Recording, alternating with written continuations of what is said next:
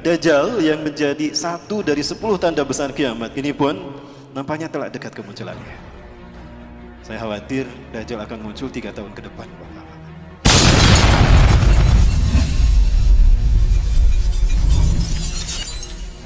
Dajjal ini manusia biasa. Dia manusia biasa seperti kita. Dajjal bukan Fomeo, tapi dia manusia. Dia lahir 100 tahun sebelum Nabi Musa diutus.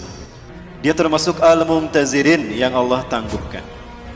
Tidak ada satupun bidang dalam kehidupan kita, hatta agama sekalipun, melainkan fitnah Dajjal ada di dalam. Karena para pengikut Dajjal, mereka ingin menguasai dunia, melakukannya dalam 3 ranah: simbol, ritual, dan arsitektur. Itu 3 ranah yang disentuh oleh Dajjal. Maka 3 ranah ini tidak pernah terlepas dari sistem Dajjal: simbol, ritual, arsitektur. Ya, salah satu contoh ritualnya. Orang-orang Yunani mereka menyembah Dajjal dengan melakukan pawai obor. Pawai obor keliling negeri. Menyembah dewa matahari mereka. Ya, dewa matahari mereka bernama Helios. Ya. Penyembahan kepada dewa matahari mereka yang bernama Helios ini dilakukan dengan pawai obor keliling negeri. Begitu sampai di Bukit Olympus, obor tadi serah terima kepada kaisar. Kaisar terima itu. Ketika kaisar pun lari di lapangan di Bukit Olympus tadi menuju sebuah obor besar.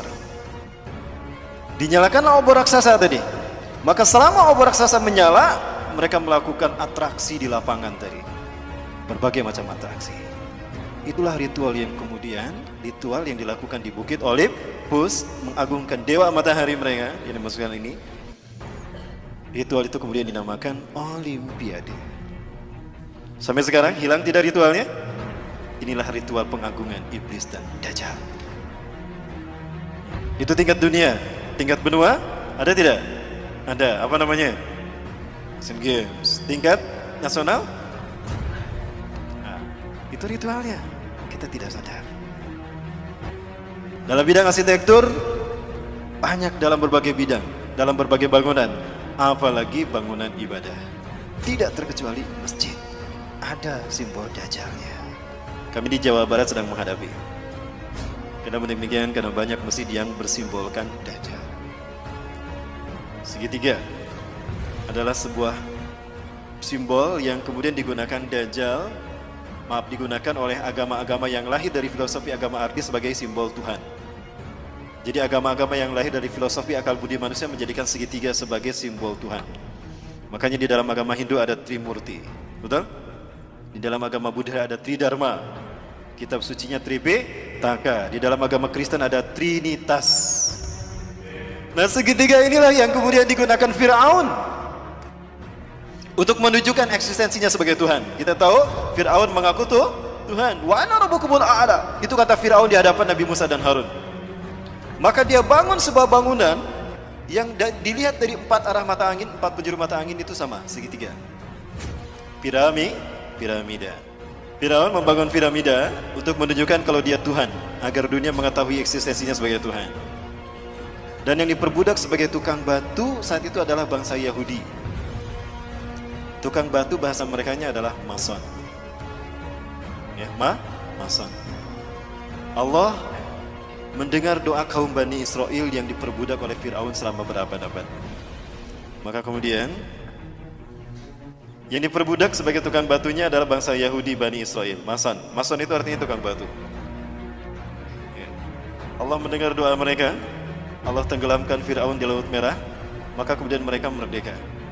Mereka tidak lagi dijajah oleh Firaun. Tapi mereka tidak melupakan posisi mereka sebagai tukang batu yang diperbudak berabad-abad. Mereka tetap akan menyandang diri sebagai tukang batu. Tapi tukang batu kali ini tukang batu yang merdeka. Kalau dulu didedikasikan secara paksa kepada Firaun, maka sekarang didedikasikan untuk Tuhan yang mereka tunggu-tunggu. Jadilah mereka tukang batu yang merdeka. Merdeka bahasa Inggrisnya apa? Free. Maka lahirlah Freemason. Nah, dari situ sejarahnya. Tadi sudah kita bahas bahwa segitiga adalah simbol Tuhan dalam filosofi agama Ardi. Maka Tuhan digambarkan dengan segitiga. Siapa nama asli iblis? Azazil. Nama asli iblis itu adalah Azazil. Bagus namanya, itu dari Allah. Azza yang dimuliakan, yang dimuliakan. Allah. Azazil yang dimuliakan Allah. Dia marah sama Allah karena tidak terpilih sebagai khalifah di muka bumi. Dia marah sama Allah. Maka dia nggak mau sujud ketika Allah perintahkan dia sujud kepada Adam. Dia masih Allah izinkan tinggal di langit, Bapak Ibu. Dan dia gunakan segitiganya ke bawah. Ini buat iblis. Dia ingin menjadi Tuhan bagi manusia dan dia mengarah ke bawah, ingin menguasai dunia. Dan dialah sesungguhnya yang menguasai bumi. Dari langit dia awasi bumi. Di bumi ada Dajjal yang sama-sama ingin juga mengaku Tuhan, sama juga mengaku Tuhan sebagaimana iblis. Dan sama-sama dilahirkan di negara yang Allah binasakan lewat malaikat Jibril. Sama-sama diurus malaikat Jibril dan sama-sama ditangguhkan ajalnya sampai hari kiamat. Menjelang hari kiamat. Dajjal nama aslinya siapa? Kalau ini nama aslinya Azazil. Kalau Dajjal nama aslinya Samiri. Kenapa Dajjal nama aslinya Samiri? Karena lahir di Samirah. Samirah, Palestina. Allah takdirkan keduanya bertemu di segitiga Bermuda. Segitiga Bermuda adalah sebuah areal pas pantai di Samudra Atlantika yang menghubungkan 3 titik. Ada Florida, Miami, ada Bermuda, dan ada Puerto Rico. Kapal laut, kapal selam yang lewat sana hilang tanpa jejak. Sebetulnya tidak hilang, ada di sana, cuma ditutup dengan kristal cahaya. Allah takdirkan mereka bertemu di segitiga Bermuda dan mereka menjadi dui tunggal, Tuhan yang satu tampak, yang satu dia tampak, mengaku Tuhan. Bagaimana simbol pertemuan mereka? Maka jadilah simbol pertemuan mereka seperti ini. Betul? Nah, ini filosofi dari mana asal simbol seperti ini. Ini adalah simbol pertemuan iblis dan Dajjal. Inilah pertemuan yang sangat dinikmati oleh Azazil atau iblis. Dia menyeru si Samiri Dajjal. Iblis biasa menyebut nama seseorang itu dari suku kata pertama. Samiri dipanggil Sam. Apa kata iblis? Hari ini adalah hari yang aku tunggu-tunggu sejak aku diturunkan dari surga ke dunia, di mana aku dipertemukan dengan saudara kembarku. Maka panggillah dia oleh kalian sebagai Paman Sam. Apa yang terbayang dalam benak kita? Amerika.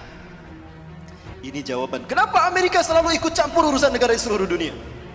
Dan kenapa veto Amerika mengalahkan veto The Big Five yang lain. Dan kenapa Amerika selalu ingin menang sendiri dan mengaku sok polisi dunia. Bukan Amerika yang ditakutinya, tapi who was behind American. Siapa di belakang Amerika? Siapa di belakang Amerika? Lihat set plan tata kota Amerika. Dan lihat mata uang Amerika. Dan ini terkait dengan ritual ibadah kita. Kenapa? Karena simbol-simbol ini banyak muncul di masjid-masjid. Bukan hanya di masjid, di gereja. Saya bisa tunjukkan satu-satu. Dan bukan hanya di Indonesia, di seluruh dunia. Kenapa tidak ada di tempat penyembahan? Karena iblis dan Dajjal ingin manusia bukan menyembah Allah, tapi menyembah kita, menyembah mereka maksudnya. Nah ini Bapak, kita sudah mulai membedah teka-teki itu kan? Satu persatu. Nah sekarang Bapak Ibu, saya ingin menunjukkan konspirasi iblis dan Dajjal sudah sampai pada penterjemahan Quran. Baik, saya minta yang hadir di sini buka Qurannya semua, yang bawa Quran. Buka Quran surat ke-7 Al-A'raf ayat ke-16.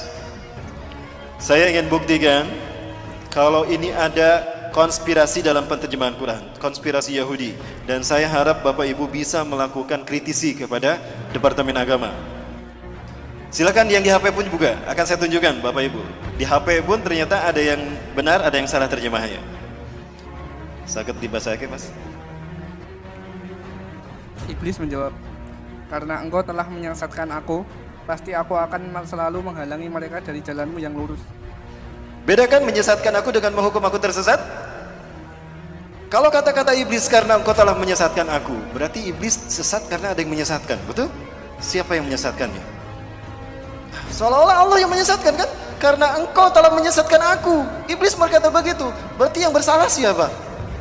Allah yang telah menyesatkan iblis loh. Kok jadi Allah yang disalahkan? Betul Bapak Ibu?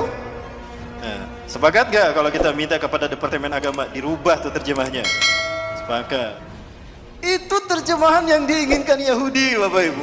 Iblis korban ketidakadilan Tuhan. Harusnya dia yang menjadi khalifah di muka bumi, bukan Adam. Maka Zionis Yahudi gak mau menyebutnya iblis. Iblis itu artinya pembangkang. Ablasi iblis, iblisan, pembangkang.